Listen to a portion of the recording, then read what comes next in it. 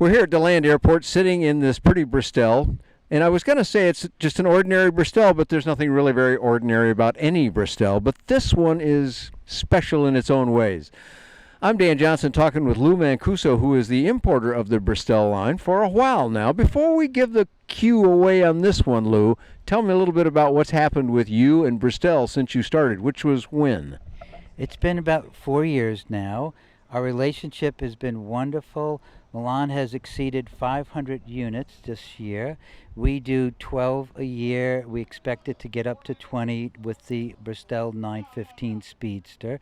And we just, all the warranty claims are taken care of. It's been great support from BRM Aero. Now you said 500 this year. I think you meant 500 total, right? 500 total since he started. Yes, and that's only 6, 7, 8 years ago like that? Yeah, about 7 years. So, you can do the math, folks. 500 airplanes divided by 7 years. That's a pretty good production schedule from a brand new company at the beginning of that time, right? Yes, and it was 115 units last year. 115 last year alone. So that's a wonderful performance. But, look at the airplane, folks. You can see why. Tell me a little bit about how the 915 literally turbocharges this airplane, Lou. I've flown a lot of turbocharged planes in my 7,000 hours. This is a unique engine because everything I've flown has heat issues. When you fly them high, they get hot. You have to open the cowl flaps. You have to give them enormous amount of fuel to cool them down. You have to back off your power. You have heat management issues. So you have power, but you really can't use it. This baby, you can use all the power. It gets maximum power all the way to 15,000 feet, and it's certified to 25,000 feet. And the way it stays cool, unlike other turbocharged planes, in addition to air cooling, we have water cooling because this is a water-cooled engine. It's different than the 914 turbo engine because it's a totally redesigned engine with bigger pistons, bigger cylinders, more fuel capacity, so that fuel is available for cooling.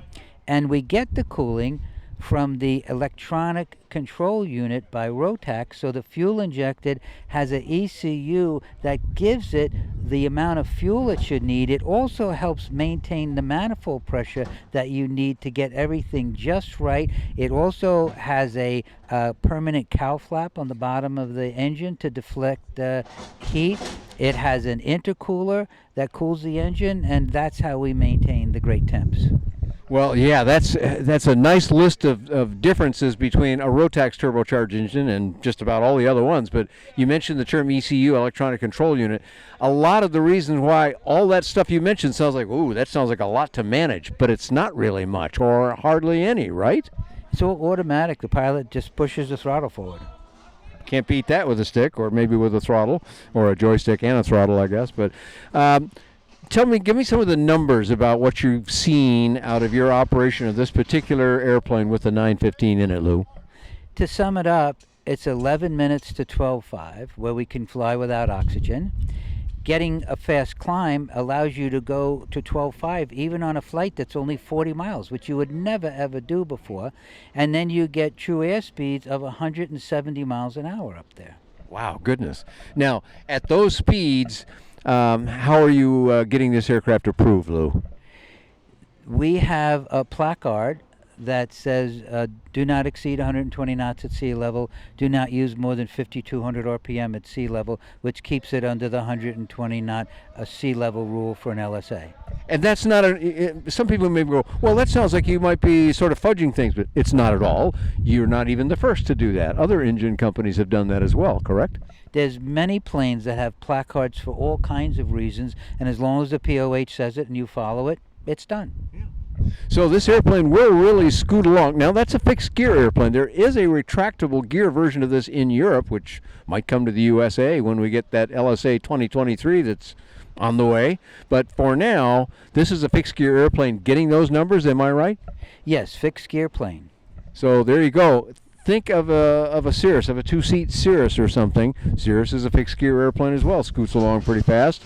And you're benefiting from that, and actually, I think you're even bigger inside, right? Yeah, we're wider than a Cirrus, and many people said you won't get the speeds until you get the constant speed prop. But we found this plane only weighs 852 pounds.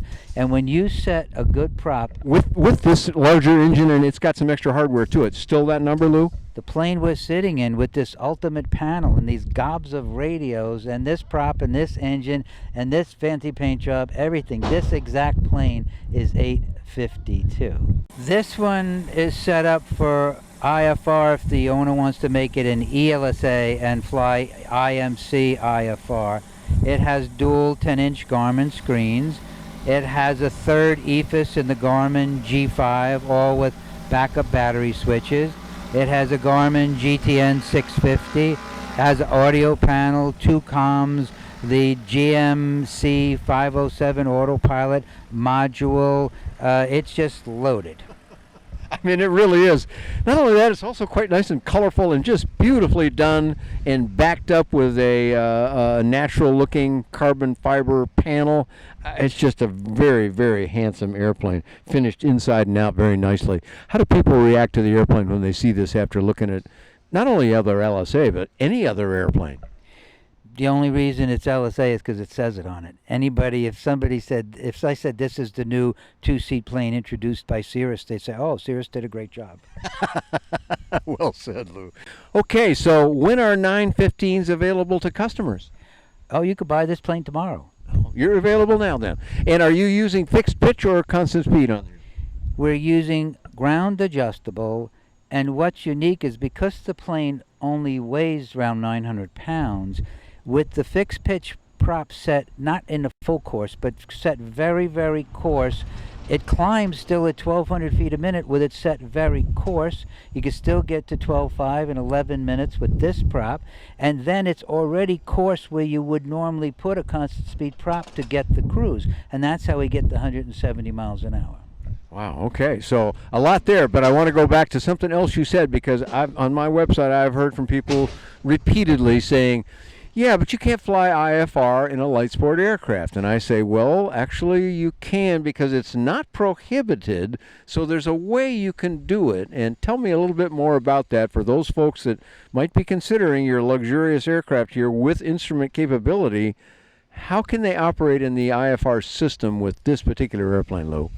Okay, the POH states for all Bristells, including this one, IFR permitted, IMC and icing is not permitted. So you make it an ELSA, so you don't have to comply with the POH, and now you can fly IFR if you have a medical, if you have an instrument rating, and if the plane has IFR certified avionics, such as a GTN 650, which is in this plane. But it does not have static wicks, and it doesn't mean you should be flying IFR that you'd fly in a Cirrus. We have in our purchase agreement a light IFR clause that we make the customer pledge he will fly IFR under our limited conditions, because he still has to realize it's not a de-icing static wick plane, so it's light IFR. Yeah, now you mentioned a couple of terms there that relate to dealing with really strong IFR or serious IFR. But for a lot of people, they say, look, it's a sunny, beautiful day here today. I'm looking at the Florida sky today, and it's beautiful. But suppose that was a low deck of clouds. It's 1,000 or 2,000 feet thick, and up above it, it's clear, and where I'm going is clear. But I've got to worry about, I want to get out of here and get through that, and I'm qualified. Assuming all of those things, is that a reasonable way to behave with this airplane? Sure. I mean, my personal limits for years have been 702, and in my lifetime I maybe did one approach to that kind of weather. So I basically all my life just fly up through an overcast, get into the beautiful air on top, and when I break out, it's always VFR underneath. Yeah, these things you can know ahead of time now. Plus, as opposed to the old days when you just planned well, now you look down at this beautiful screen where you've got active real-time weather. You know what's ahead of you, and if there's bad stuff ahead of you that wasn't there when you took off, well, look for a place where it's not, right? It's not like the old days. We know our weather. We know it on the phone before we get in the plane. We can read it with ADS-B in and out on the 10-inch screen. We have serious weather also, and a serious antenna, which gives us more rapid and more dependable weather. We have a screen on the G3X Touch where we can declutter 1, 2, 3. And when you 3 declutter, it's you and your destination and the weather. It's so wonderful. You know, I hear you say all of that, and you just scratched the tip of the iceberg there. It'll do lots more than that. Yes, and of course I carry my iPad and my phone because there's my legal for-flight charts. We don't redo the databases all the time in these planes. Most owners do it once a year, and then they're legal because they have their phone or their iPad with current charts. Somebody says to you, Lou, when can I get one? You could have this one now. We have another one, a silver one, coming for Oshkosh that will be available for Oshkosh. A 915 one. 915, and then of course if you put an order in now and you didn't want this one or the silver one, it would be 6-7 months to get.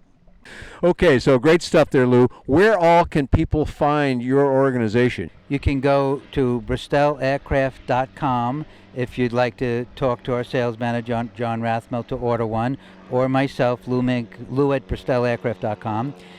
After you buy one, you go for your LSA training either in Pennsylvania, or most of our customers have been going to the Sebring Flight Academy and staying in our own housing and getting their transition training in Sebring at our academy.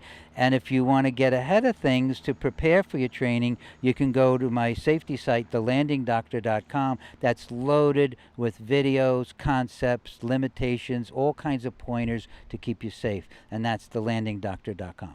You can find more about this airplane, lots of other airplanes, and all kinds of affordable aviation knowledge and videos on ByDanJohnson.com. Thanks for joining Lou Mancuso and myself here at DeLand, Florida, in the Bristell with the 915 IS engine.